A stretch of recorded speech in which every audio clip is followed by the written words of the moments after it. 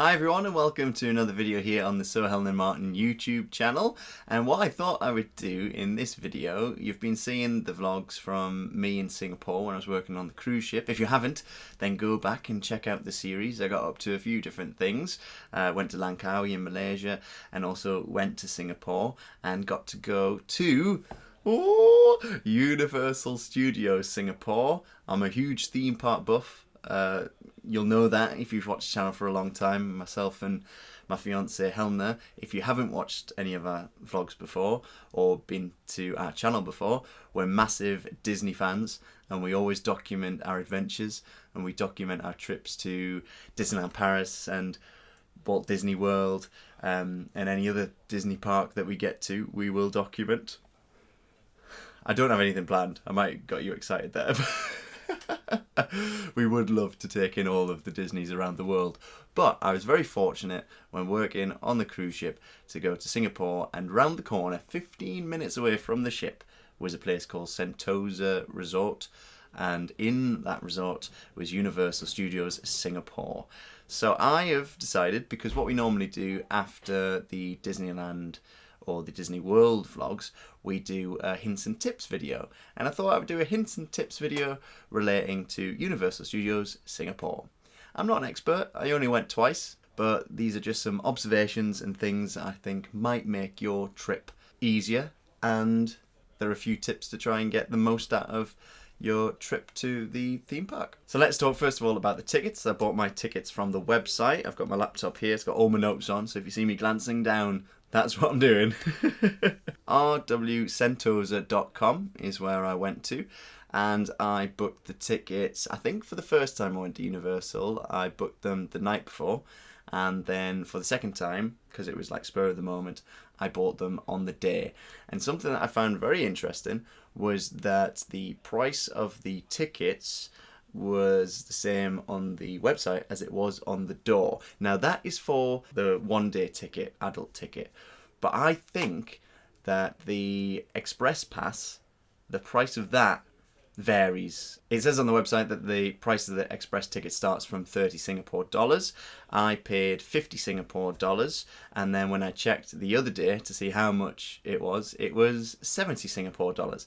So I do think it is beneficial booking online because you might get the express passes a bit cheaper. So the adult ticket, if you want to know, it was 79 Singapore dollars, which equates to about £45. And then the express ticket, there was two different options. There was an option where you had express all day, so it'd be unlimited, and you could ride the rides as much as you wanted using your express pass. Or you could go for the slightly cheaper option, which is what I did because I was trying to save a little bit of moolah because I was spending a bit getting into the park itself. I decided to go for the express ticket, which allows you one entry onto each of the rides that are contained within the express pass list. And it was fantastic. I managed to get on every ride. It was a brilliant purchase and I really recommend it. If you are limited in terms of time and you want to get the most out of your trip to Universal Studios Singapore and you want to get all of the rides in, then I would recommend getting the express pass. I mean, you can get the unlimited one. If you're there all day, right up until the park closes, I mean, that might be a great one to do. I don't have the price for that particular one. But the express pass that I got, it meant in the limited window that I had, because I maybe had about 5 hours there, in that limited time, I wasn't probably going to get on most of the rides more than once. So it was more beneficial to me to get the express pass, where you just got on once to every ride. So what rides are included? So you've got, I'm going to reel off the list here. Hollywood Theatre, Lights, Camera, Action, hosted by Steven Spielberg. Sesame Street Spaghetti Space Chase, that's a great name. Transformers The Ride, the ultimate 3D battle. Accelerator, Revenge of the Mummy. Battlestar Galactica Human and Battlestar Galactica Cylon. Jurassic Park Rapids Adventure. Dinosaurin, Waterworld Stunt Show. Shrek 4D Adventure, Donkey Live, Enchanted Airways, King Julian's Beach Party Go Round, Madagascar, A Great Adventure, and Puss in Boots, A Giant Journey. So there's a lot of rides. In fact, it's pretty much all of the rides. So if you get that express pass, you've got them all covered. I did a little experiment. You'll know if you watch the vlogs. I had the express pass for the first trip when I went to the studios, but for the second trip, I decided not to get it to see how I would fare and if I would get on any of the rides in my limited window. I didn't get on any rides, I don't think. Oh no, I did. I got on Madagascar's Great Adventure, and I think that was the only ride I got on in the second trip because the wait times were all over an hour. They started off at about 40 minutes when the park first opened, and then they went right up to 70 minutes. So there were long waits, and if you just want to eradicate those waits, then get the express pass. So the next tip is a Helena special. She wasn't with me, but I used this tip: grab a map. That way you know the lay of the land and you can work out which way you're going to go. This might surprise you, but in Asia, it's very hot. Now, I've been to the Caribbean, and the Caribbean's hot, but Asia was like a whole new level of hot. I sweated from the moment I got up till the moment I went to bed. It was often up into the high 30s and even into the 40s, and it was a very humid heat. And so what I advise is that you take along your own personal water bottle into the park. It says no food or drink on the website, but when you get your bag check at the beginning, they let me through with my water bottle, and there's water fountains inside the parks like Disney. So once you're inside, you can just keep swigging that water and then filling it up at the water fountains and making sure that you're hydrated throughout the day. In terms of food, it is like the website says, no food.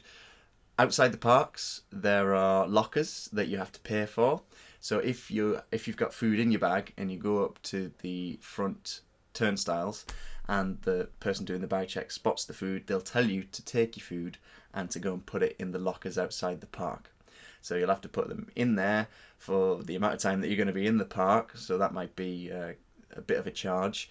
And then when you come out of the park, you'll open it up and take your food away. So if you're thinking about taking food as snacks into the park, then it's not worth it really, because you're going to take your food, you're going to put it in the lockers, and if you're in the park from early in the morning till the night time, you're going to be starving if you don't eat anything, and you've probably already eaten something in the park. I would just have something in the park, but that's me. You might want to have something for when you come out the park. Revenge of the Mummy, if you saw on the first Universal Studios vlog, at the end of that vlog, I went round to ancient Egypt, which is one of the lands, and there was the Revenge of the Mummy ride, and I had to leave it. I had to go elsewhere because I went to the locker station and it was pandemonium. I can't say it. It was pandemonium. Pandemonium. That's it. It was pandemonium. Got there in the end. Yeah, so it was a bit wild in that locker rental area. That's where everybody went to. That's the one that they have been pointed out to.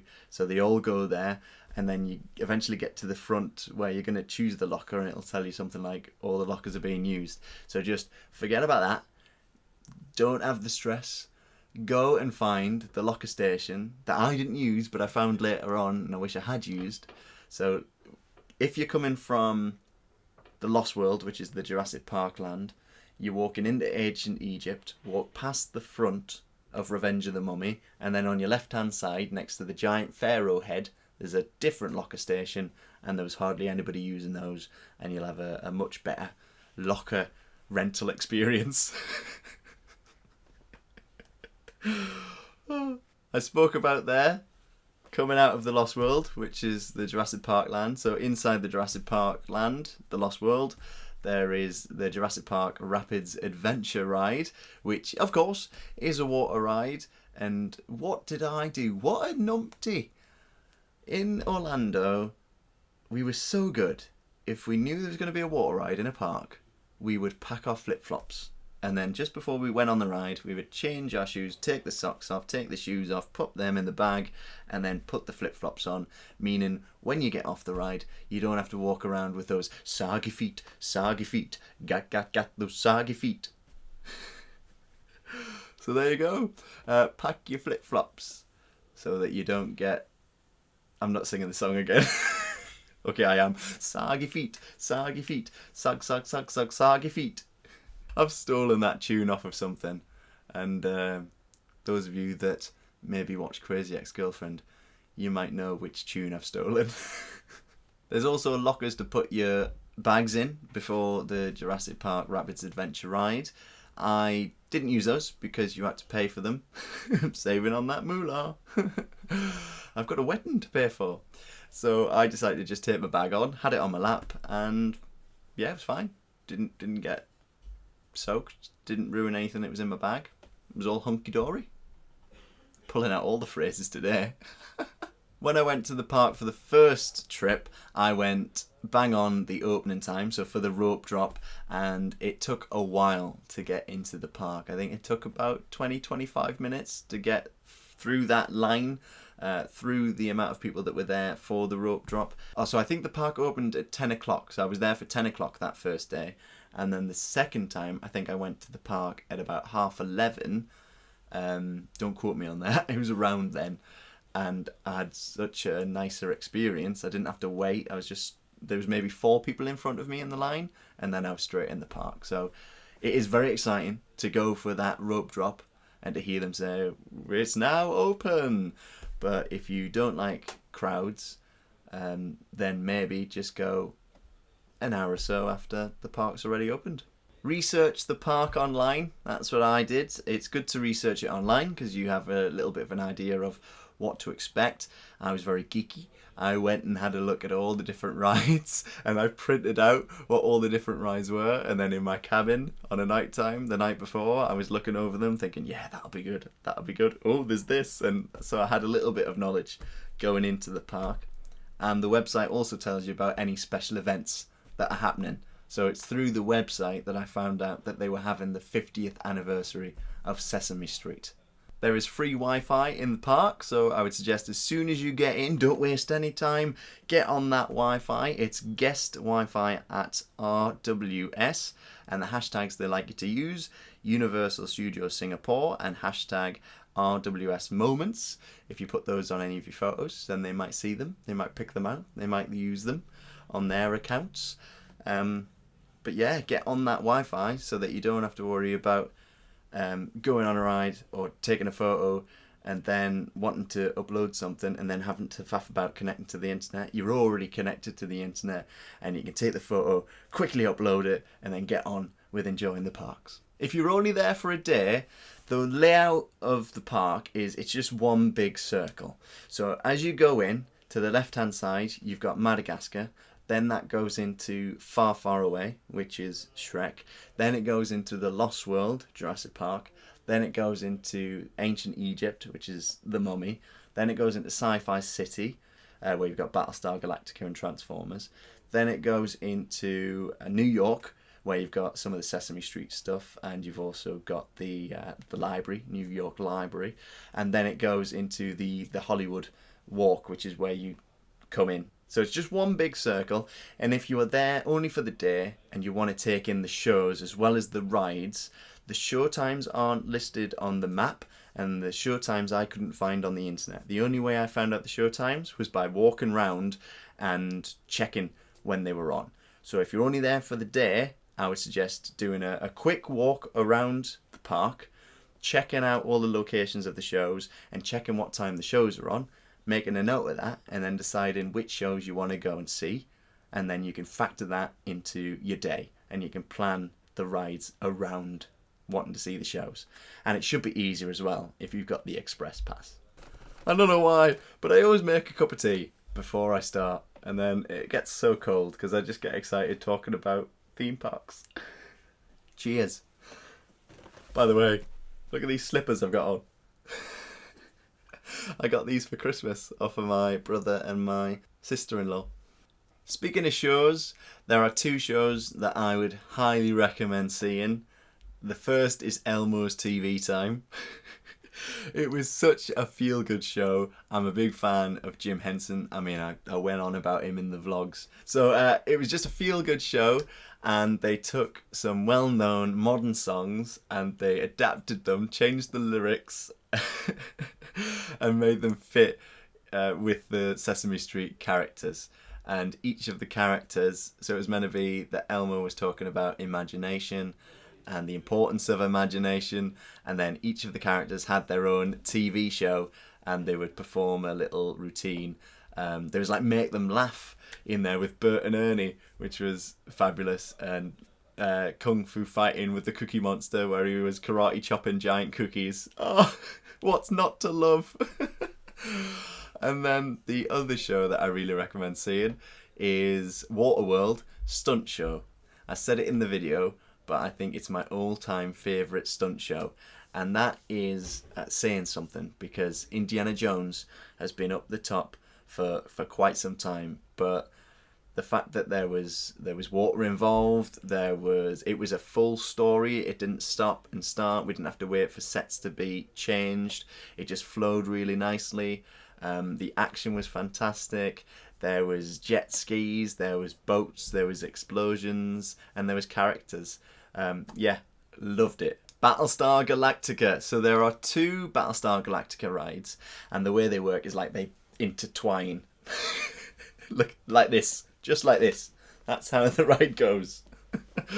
There's Human and there's Cylon, and there are lockers round the corner of Human where you can put your things while you ride the rides, and it's for a limited amount of time. So I think it's 80 minutes.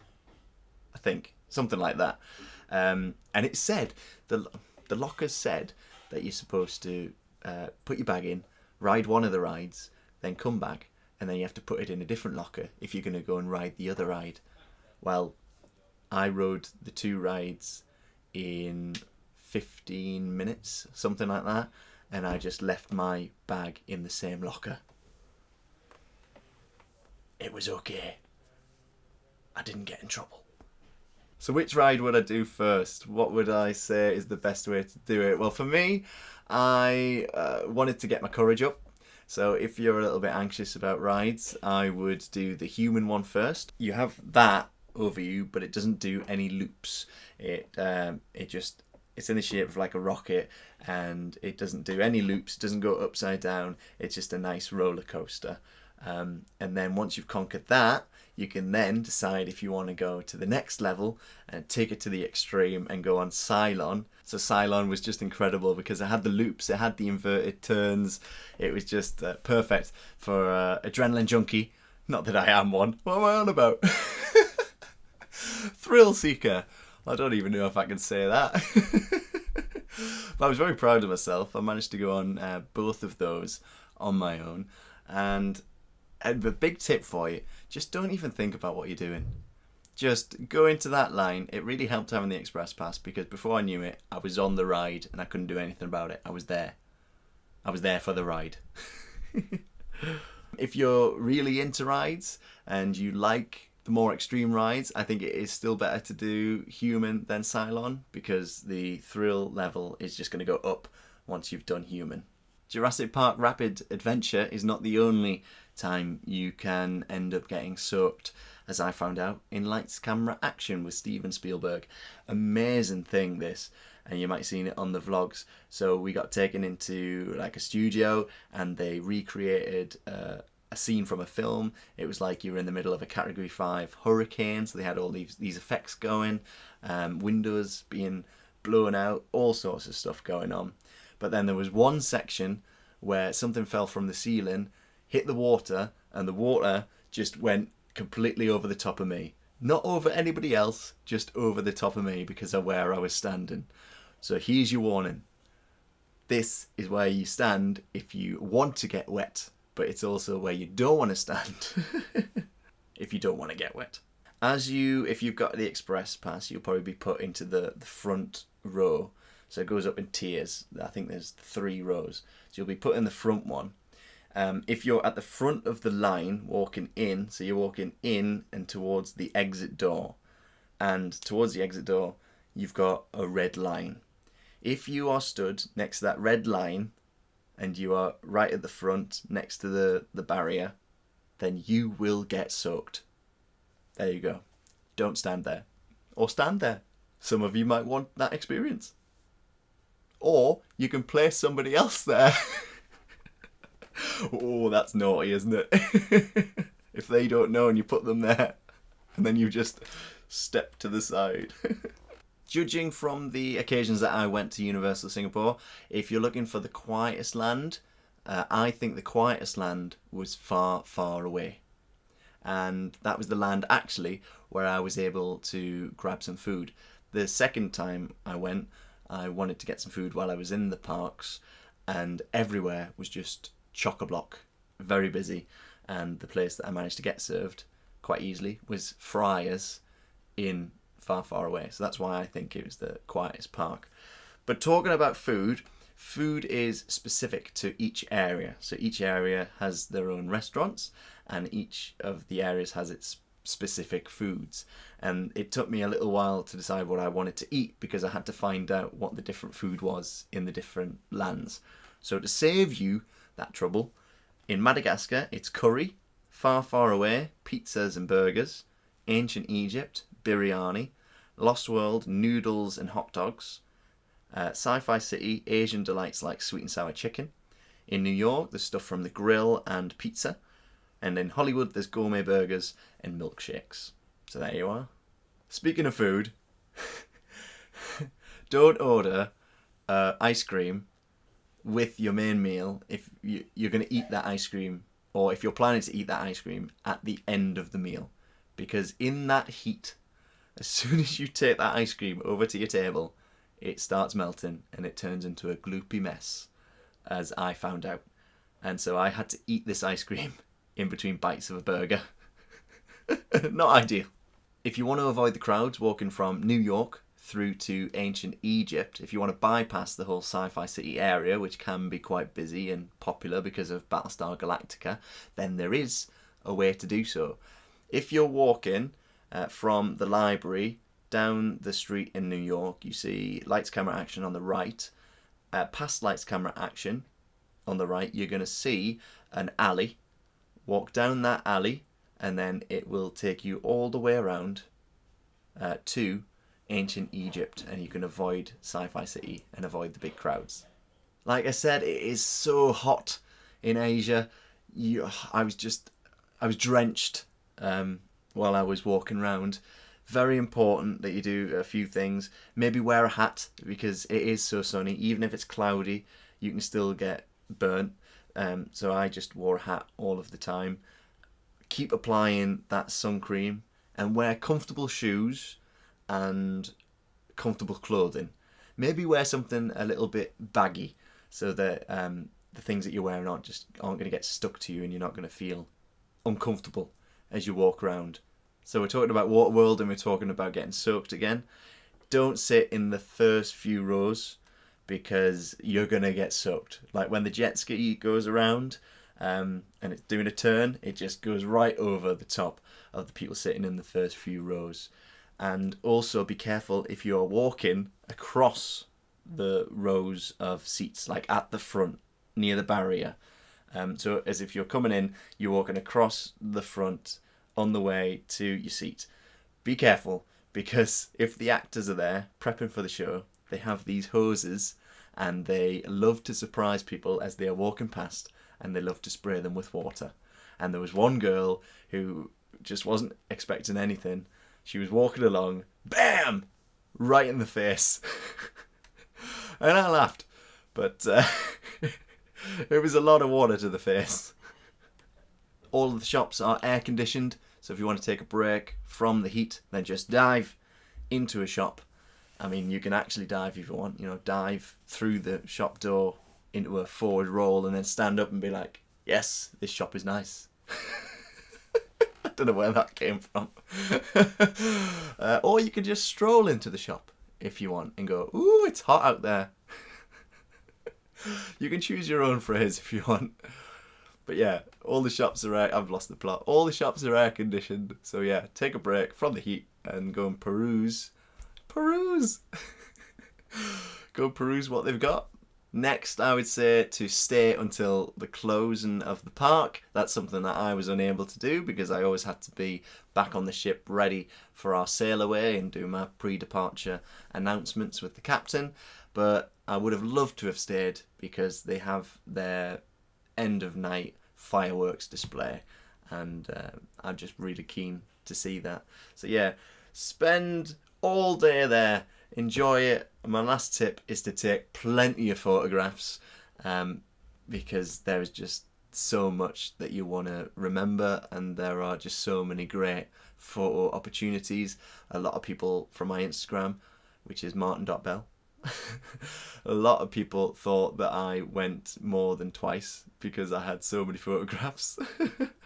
But no, it was just the twice, and around every corner there was something to take a photograph of, and there was something that I didn't want to forget. So yeah, take plenty of photos and then use the free Wi-Fi to upload them to your Instagram or any other social media. And that's it for my hints and tips. Like I said, I'm not an expert. These are just some things that I noticed when I was there on the 2 occasions. If you are going to Singapore, then have a fabulous time. It is an amazing place. It's somewhere that I would love to go back to. Helena does go back there in the winter when they do the Asia itinerary again. So you never know, I might get to go as a guest. I might drag her to Universal Singapore again. Who knows? That's not a promise, that was just something I was thinking out loud. If you've been to Universal Studios Singapore, let me know in the comments. If you are heading to Universal Singapore, then again, let me know in the comments and let me know what you're most looking forward to. Thank you so much for watching, and we will catch you in the next video. Bye!